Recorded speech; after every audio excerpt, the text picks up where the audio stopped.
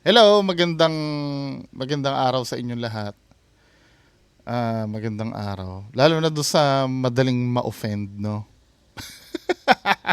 Hindi kasi yung mga post ko, 'wag niyong laging iisipin na ano, na political. 'Di ba nagiging fair naman ako. Kapag nagkalat ng fake news yung kabila, sasabihin ko naman. Kapag mali din naman tong isa, sasabihin ko din naman. Ang pinopromote ko kasi dito, ang paglingkuran natin or ang ibida natin yung Pilipinas, wag yung tao. 'Di ba? Katulad kanina, shoutout Ma'am Tamia, nagagalit daw siya dahil sinabi ko daw yung kahit daw sunugin daw si Duterte sa harap ko. Eh wala naman talaga akong pakialam kahit sunugin sa harap ko 'yon. Ang sasabihin ko, ang ibig ko lang sabihin doon, wala akong pinapanigan. Tapos sabi niya, pwede mo namang sabihin, eh yun ang style ko eh. Unang-una, hindi naman bawal yung sinabi ko eh. May kaso ba yon?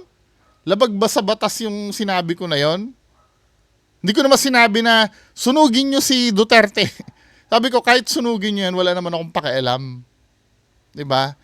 I mean, kasi ang pinagpapalagay ng iba, pag nagsalita ako, ah, tungkol sa ano natin, ah, sa pamahalaan, yung mali, katulad do sa pulis, sasabihin ng iba, maka Duterte ako. Kapag sinita ko naman yung fake news na pinapakalat ng kabilang kampo, sasabihin maka BBM ako. Hindi ko nga maintindihan kung saan ako ano eh. Kaya nga, hanggat maaari, wag niyo ipapasok yung politics. Ang pag-usapan lang natin, yung maging objective tayo. Kung ano yung totoo. Sana naiintindihan yung objective, ano? Kapag mali yung sablay yung sinabi, sabihin nating sablay. Hindi, minsan kasi yung iba, nako-compel na magtanggol kasi nga siguro iniisip nila, no, baka mamaya puntosan yun ng kaaway nilang partido. Kaya yan ang mahirap pag may pinapanigan ka talaga. Mauobliga kang ipagtanggol kahit minsan mali na yung sinasabi. 'Di ba? Katulad nung ano, no? Katulad nung yung pag-aresto na walang warrant. Ang pinag-uusapan lang natin doon, yung pag-aresto ng walang warrant. May mga nagsabi na ano, no, paano yung ano, yung mga naaktuhan na ng police o yung hot pursuit daw. Hindi naman yun ang pinag-uusapan natin. Common sense naman na kailangan talaga huli ng police yun. Lalo na halimbawa kung sa harap mo na sinaksak yung tao at nakita ng police, malamang huhulihin niya yun, di ba? Ang pinag-uusapan lang natin dito, yung pag magsaserve ng, pag-aarestuhin mo yung isang tao na na-issuehan ng korte ng warrant. 'Di ba? Eh, wala tayo doon sa ano yung nasa akto. Iba yung ibang usapan 'yun. Then biglang ipapasok. Hindi yung pag-aresto naman kay Duterte, mali yun eh. Hindi naman si Duterte ang hindi naman pag-aresto kay Duterte yung pinag-uusapan. Ang pinag-uusapan natin, yung yung pag-aresto ba ng walang warrant ay tama ba? 'Di ba? Kaya nga sinabi ko, pag walang warrant, hindi ka dapat arestuhin dahil wala ka namang warrant eh. 'Di ba? Pero pag ang tanong eh, legal bang arestuhin ka kahit hindi dala ang kopya ng warrant? Pwede, ayon sa batas. Magkaiba kasi yung walang warrant sa hindi dala ang kopya ng warrant. Sana naiintindihan nyo, no? Tapos sabi pa ni Ma'am Ashley Mendoza, shout out Ma'am Ashley. Ay, ganon. Eh bakit daw yung ano, yung pag nahuli ka ba daw ba sa daan na wala kang dalang lisensya, pwede mo bang ikatwira na ano, na naiwan mo yung lisensya mo? Sa actually ano, pinapalusot na yata yung sa phone apps, yung sa LTMS portal. I don't know kung ano, may nakakarinig akong ganun eh, na naiwan nila yung lisensya nila, pero lusot sila dahil nasa cellphone, yung ano, portal ng LTO. Di ba may kopya doon ng lisensya natin?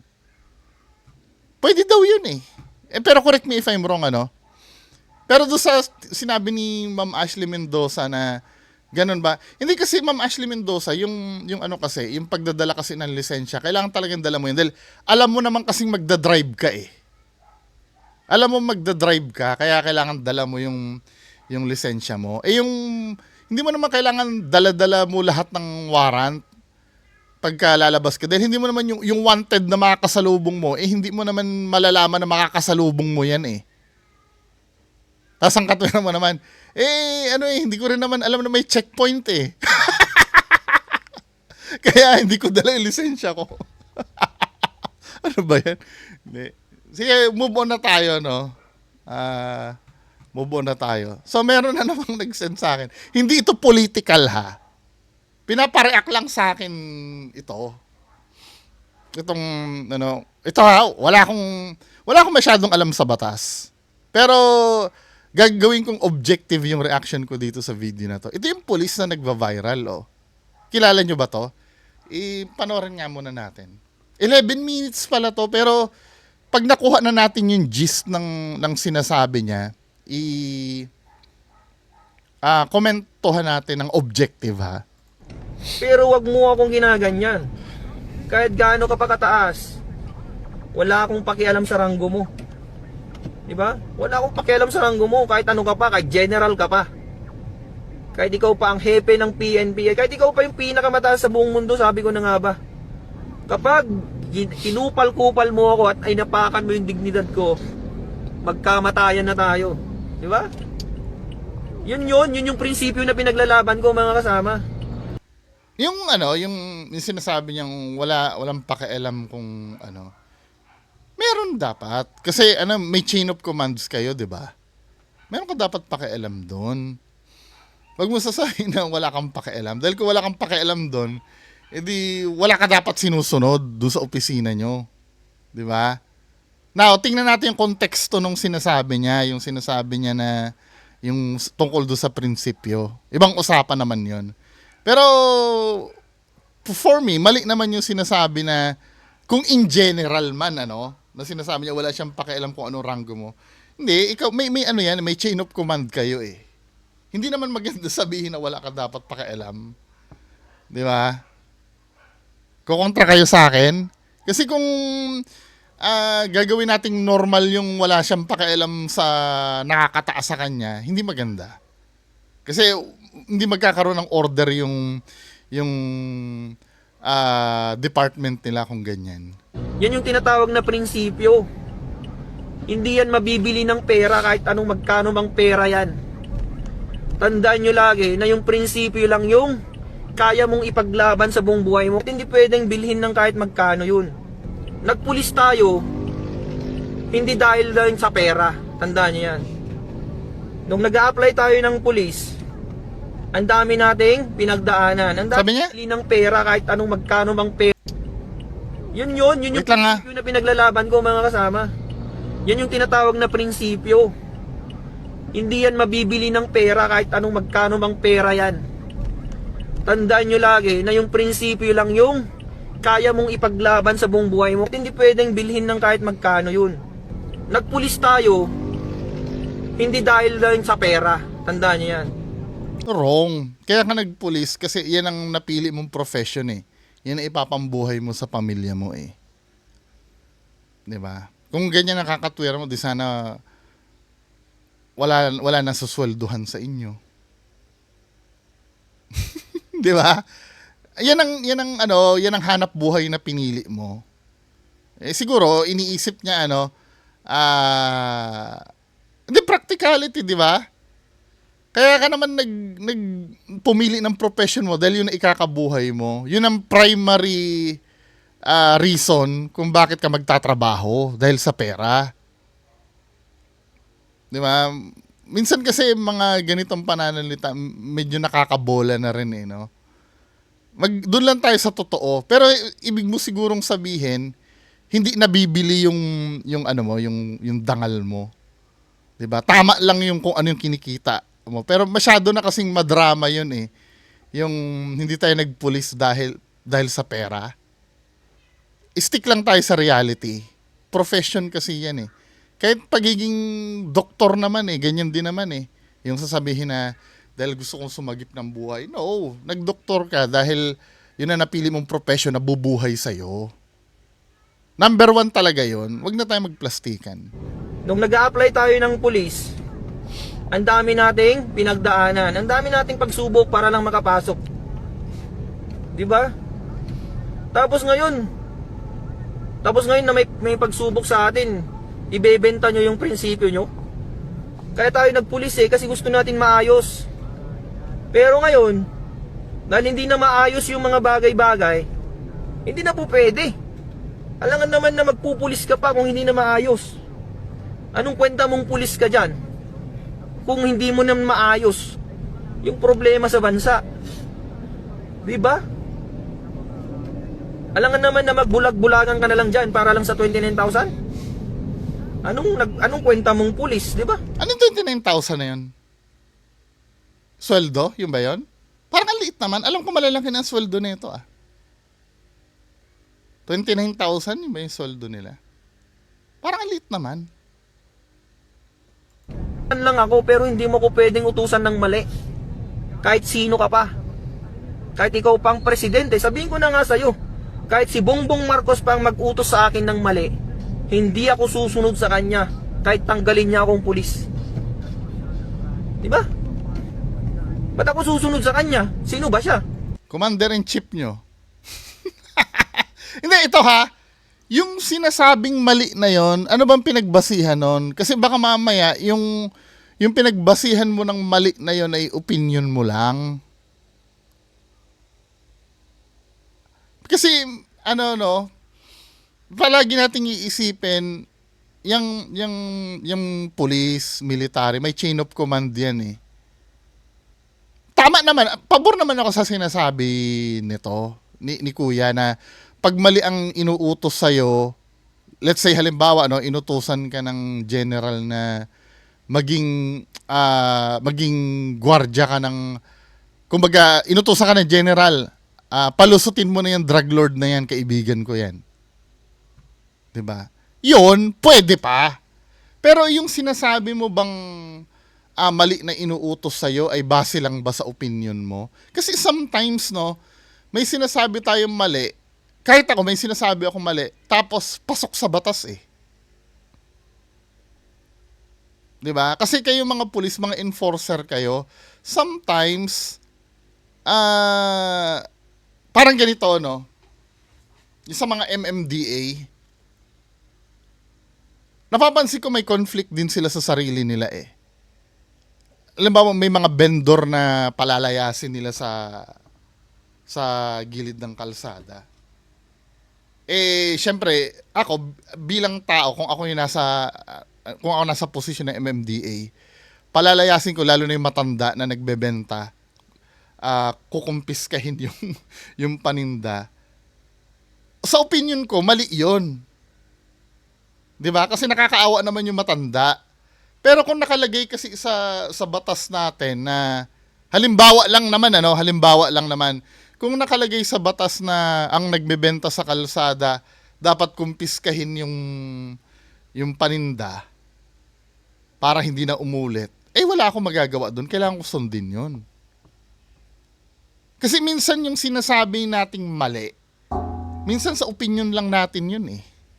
Na hindi ko naman sinasabing mali yung opinion mo, kaya lang kung technically pasok sa batas yun, wala kang magagawa doon, men eh. Enforcer ka eh. 'Di ba? Maraming ganyan na nangyayari na walang magawa yung nasa pwesto. Napanood niyo na ba yung Black Panther? Black Panther 2 ba o Black Panther? Oh, Black Panther 2 yung naging Black Panther yung babae, si Shuri. 'Di ba namatay na yung original na Black Panther? Anong nangyari? Nagkaroon ng turnover. Ay, hindi. Yung Black Panther 1 yata yon, si Killmonger kasi. Nagkaroon na ng change ng pamumuno. Si Killmonger na hindi na si T'Challa yung naging hari ng Wakanda. Wala nagawa yung mga, lalo na si General Okoye. Wala nagawa. Kailangan sundin niya kung ano yung nasa law. Na ang nasa law nila, protektahan yung throne ng Wakanda. Nandun yung loyalty niya, hindi dun sa tao. Ngayon, now, kung halimbawa abusuhin man nung nakaupo yung nasa sa iyo na yon yung yan na yung pwede mo na ipaglaban yung opinion. Hindi ko sinasabing mali yung sinasabi niya, no? Kasi minsan, yung prinsipyo na tinutukoy niya kasi, yun yung paninindigan niya eh. Pero for me kasi, sometimes yung opinion lang kasi yung nasa iyo eh. Maigi kasi yung ibig ko sabihin. Kung nasa black and white kasi yung inuutos, kahit na labag sa ano mo, kailangan sundin mo yon. Kung pasok naman dun sa nasusulat, 'di ba? I hope you get my point, no. Pero hindi ko kinokontra yung ibig niyang sabihin dun sa mali. 'Di ba? Kaya lang ano mo 'yon, kaharapin mo yung consequence ng ginagawa mo. I salute you kung mapapanindigan mo 'yan. Yang sinasabi mo. Pero kung halimbawa, na ano ka, hindi kita pwedeng ipagtanggol kung ikaw ay nakasuhan ng insubordination. Tama ba? Pasok ba siya doon? Basta ganon. Yun nga, mga sundalo nga na yung mga Magdalo sila Trillanes, di ba? May prinsipyo din sila dati nun. Nakasuhan sila ng rebellion eh. Rebellion or basta may kaso sila na ang parusa dapat nun kamatayan yun. O treason? Treason ba yung sa mga NPA yata yung treason eh. Anyway, no, pag minsan yan ang yan ang problem eh pag naghahati yung opinion mo sa kung ano yung nasusulat. Pero karapatan niya yun eh bilang mamamayan ng Pilipinas eh. Pero yung sasabihin mo na wala kang pakialam kahit presidente ang mag-utos sa akin, pulis kami eh. May chain of command kayo eh. Diba? It's either na pwede, mag-resign ka na lang bilang pulis. Kung ayaw mo kung may pinaglalaban ka ng sayo. Diba? Kaysa magtiis ka dyan na nandyan ka, kasi nakagapos ka sa sa sinumpaan mong tungkulin eh, na mag-enforce ng batas eh, mag-serve sa tao na ayon sa batas, di ba? Anyway, hindi ko na aanuhin to, hindi ko naman siya kinontra, hindi ko naman siya pinaburan din. Nagsabi lang ako na objective. Anyway, patuloy na tayo, no? Kung may nilabag man siya na batas, hindi kasi ako expert sa law eh. Pero feeling ko meron eh. Ay, merong nito. May content ito si Attorney Libayan, panoorin nyo. Na topic niya ito, kagabi yata yun. Anyway, next video tayo. Itong si porke 200 lang ang pera, panoorin nga natin to. Diyan kasi kayo pumupunta, 200 lang naman in-avail nyo. Pili kayo ng color frame. Bumupo ka kasi. Wait lang po! Pili kayo ng color frame, hindi papasok mo yung pera nyo. Yan!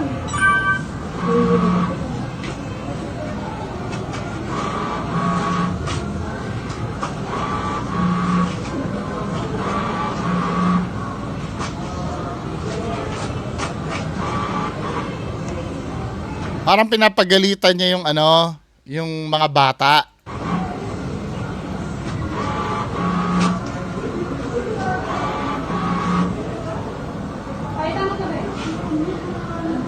Huwag na tayo mag-ano. Sige, huwag ako nag-gigit. Ikot ang pinto!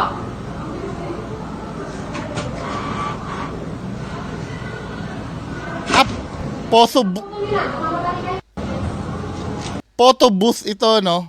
Diyan kasi kayo pumupunta, 200 lang naman in-avail nyo. Ano naman ngayon kung 200 lang in-avail? Andyan ka, staff ka, asikasuhin mo yung mga yan. Ba't mo pagagalitan yung mga bata? Kung tutuusin, tauhan ka lang dyan. Kung ako yung may-ari nitong photo booth na to, tatanggalin ko to eh. Hindi maganda yung ganyang attitude, men. Unang-una, hindi naman pasaway yung mga bata. Nagkamali lang siguro ng pindot doon. Trabaho mo para i-guide yon. Customer mo pa rin yan. Diyan kumukuha ng isisweldo sa'yo. Ano ba? Sabi nga nung may-ari ng Walmart, 'di ba? Ang pinakamataas daw na posisyon sa kumpanya, kilala nyo kung sino? Hindi daw yung CEO, hindi daw yung presidente ng kumpanya, hindi daw yung chairman, kundi yung mga customer daw.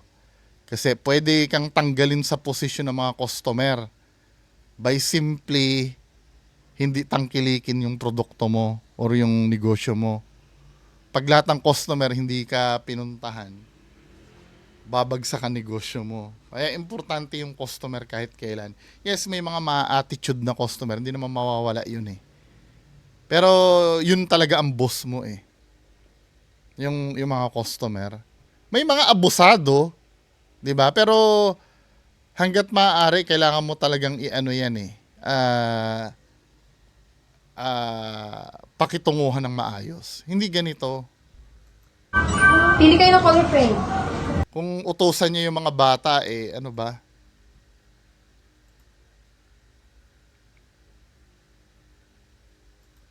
Ano naman, anong issue to? Tinakpan yung mukha ni Kim Chu? Bakit?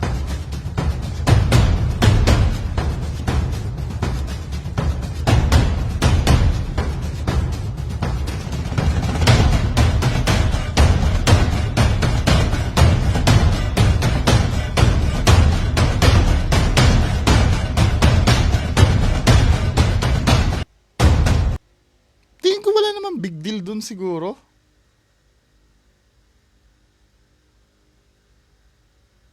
Parang ad ng ano yun eh, no? Be part of our team nakalagay. Tapos tinakpan ang mukha ni Kim Chu. Pwede namang i-paskill dun. Ba't dun nila naisip ilagay, ano? Pero feeling ko wala namang ano yan.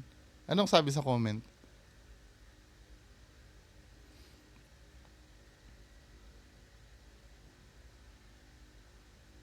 Anong deserve ang pinagsasabi nila? Eh di sana, ano, mas maganda kung planong takpan niya, ginupit na lang sana yung part ni Kim Chu. Hindi ko nakukuha.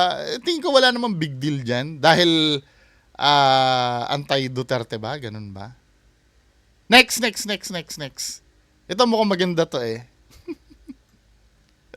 Lalaki, sinaksak ng nobyo daw ng babaeng sinabihan niya ng I love you. Sa ospital, ang bagsak ng isang lalaki sa Cebu na nag-I love you sa girl best friend niya. Ang boyfriend kasi na babae, nagselos. Ang babae naman, ipinagtanggol ang best friend niya. Ay gago. Sino naman kasi hindi magsiselos yun? Nasa frontline ng balitang yan ang aming Visayas correspondent na si John Aroa, exclusive. Hiwa ang likod at magkabilang paa. May sugat din sa ulo. Ganyan ang lagay ni Dodong ng isugod sa ospital sa Cebu City. Ang may gawa niyan, ang jowa ng kanyang girl best friend. Kinilala ang suspect na si Girl best friend. Ramini Membrillos na isang vlogger. Kwento ng 17 anyos na biktima, naghahaponan siya sa loob ng kanyang bahay nang biglang pumasok ang galit na suspect. Dito na siya biglang inundayan ng saksak gamit ang kutsilyo. Habang ang suspect tumakas pero agad din siyang nahuli. Isinugod naman sa ospital ang biktima. Ang punot dulo ng pananaksak, selos. Best friend daw kasi ni Dodong ang nobya ni Membrillos. Nagkataong nag-send daw siya ng I love you sa best friend noong araw na yun na ikinagalit at ikinaselos ng suspect. Comfort ako ba na kay... Kinomport ko lang kasi malaki ang problema ng nobya niya. Ako sa mga friends kong babae, Kinomport. Kasi malaki daw ang problema. Ano ba? selos na pala siya. Malamang, gago ka pala eh. In-I love you mo ba naman? Sino hindi mo magsiselos doon? Tapos ikaw pa yung nagko-comport dahil malaki ang problema. Depensa pa ni Dodong, sadyang pala kaibigan at malambing siya sa mga kaibigang babae. Malambing siya. Feeling ko ito yung tao na torpe, no? Yung dinadaan sa biro-biro kunyari. Na hindi makadiskarte, no? Feeling ko yun yung mga ganyang uri ng lalaki. Kanyang best friend na si Rebecca. Totoo naman daw na nag-chat ng I love you ang kaibigan.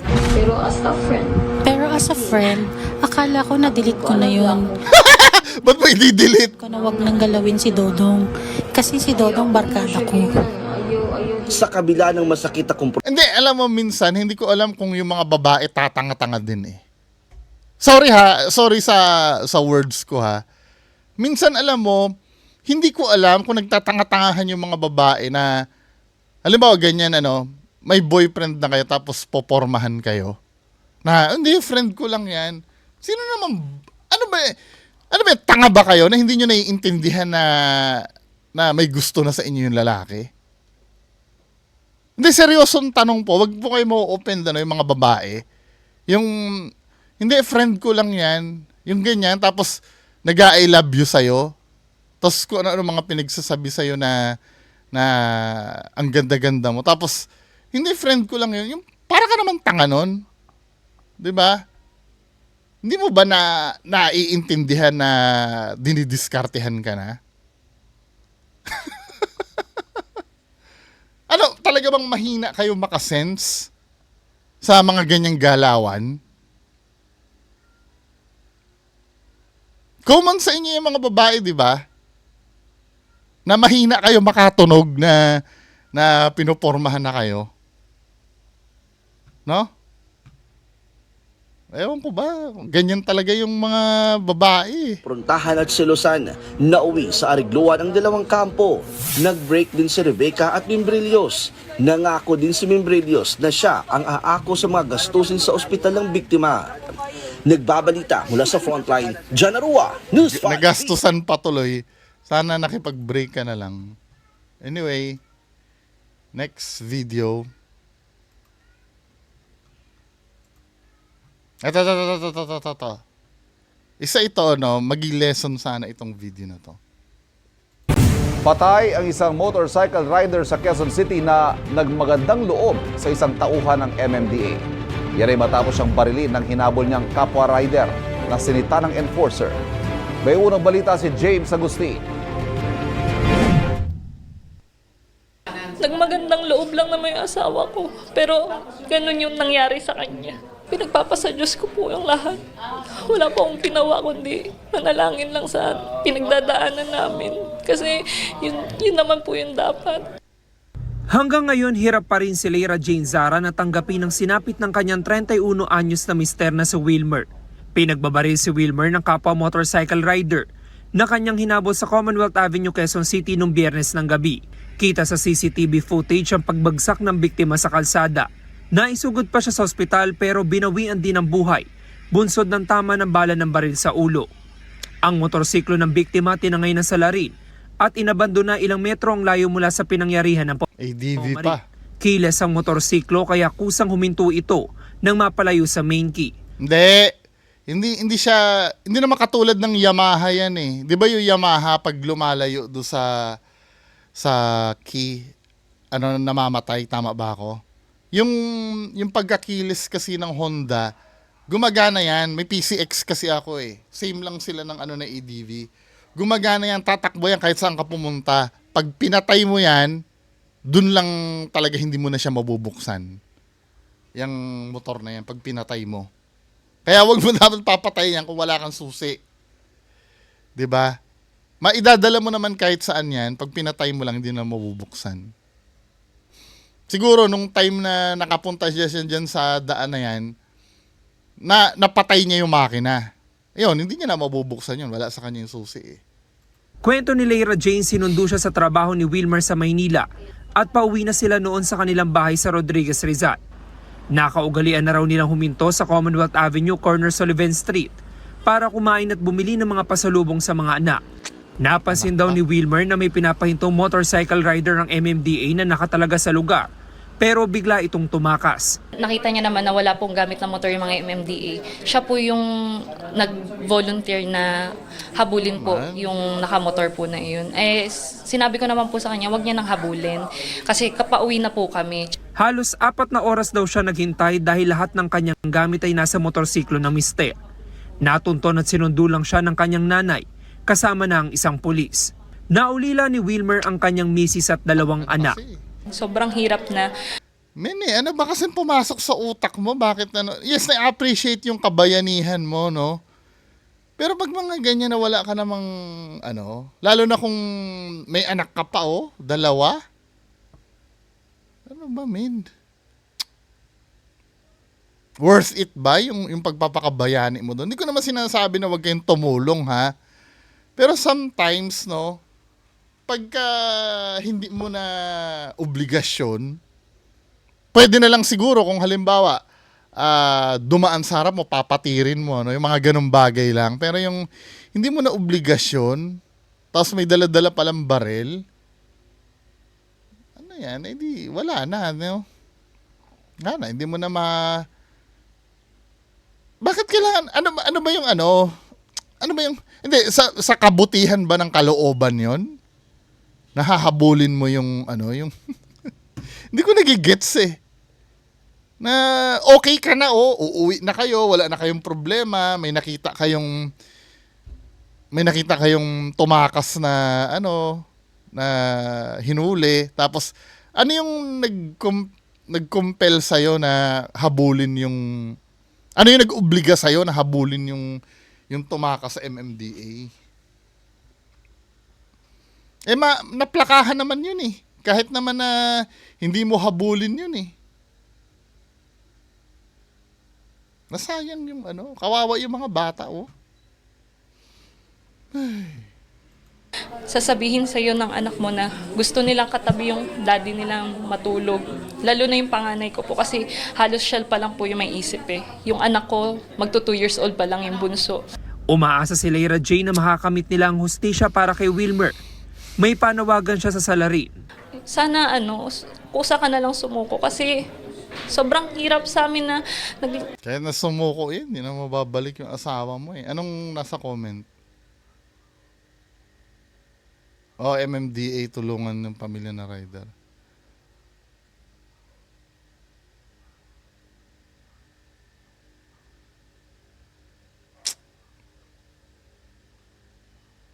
Diba? May mga nagsasabi, katulad dito, nakialam pa kasi, pinakamagandang gawin talaga hanggat maaari umiwas sa gulo. Lalo na kung hindi ka involved doon.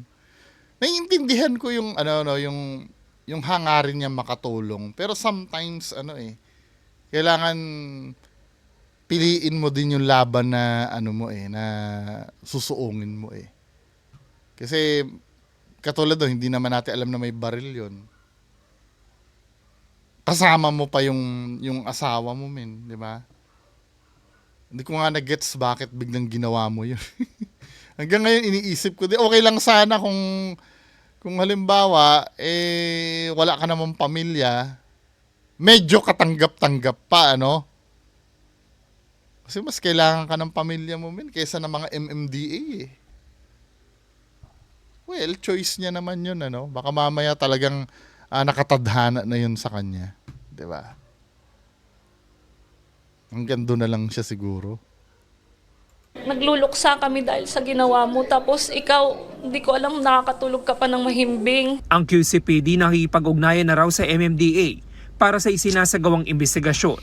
Iginasa na rin ng pulisya ang hot pursuit operation para matukoy at mahuli ang salarin. Patuloy pa rin po ang ating masusing pag-iimbestiga sa mga CCTV footage na magiging basihan natin.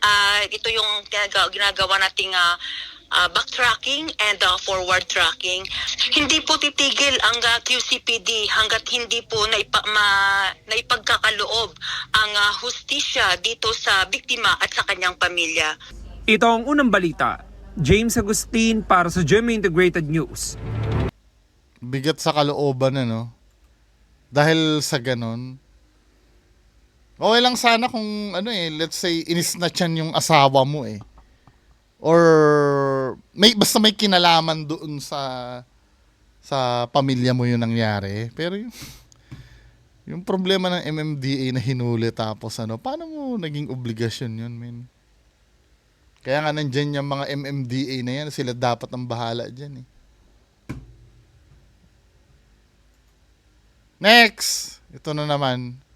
Mga nagkakalat daw ng fake news iimbestigahan ng ECG. Iniimbestigahan na ng Philippine National Police ang mga nagpapakalat ng maling impormasyon o fake news sa social media. Ayon kay Philippine National Police Public Information Office Chief Police Colonel Randolph Tuanyo. Ito si Aling Sheila. Yung pinalabas na na kasama yung anak niya sa drug war ni Duterte. Isa-isa na anyang tinutukoy ng anti-cybercrime group kung sino ang nag-post ng mga ito. Kasama din anya sa imbestigahan ng ACG at CIDG ay ang tila panloloko ng isang nanay na nakilalang si Aling Sheila sa publiko kaugnay sa pagkamatay ng kanyang 2024 na namatay yung anak niya. Nakita si Aling Sheila sa larawan ng mga magulang ng mga biktima. Sasabihin naman na hindi big deal yan. Big deal yan. Kasi nakikita natin may deception dun sa ginagawa eh. Ang ginagawa kasi nito para magkaroon ng false understanding yung mga tao. Kasi pumulot na lang sila ng kung sino-sino para idala dyan eh. Ng umano'y extrajudicial killings sa panahon ng Duterte administration. Ngunit nakilala si Aling Sheila ng kanyang kapitbahay at sinabing hindi mga pulis kundi mga adik ang pumatay sa anak nito noong 2024 at hindi noong panahon ni dating Pangulong Rodrigo Duterte.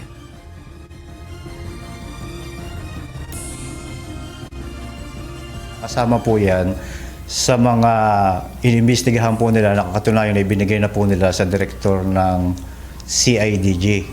Pero I doubt kung magpo-perso yan. Diba? Sinasabi lang siguro na kasama sa inimbestigahan. Pero wala din naman mangyayari.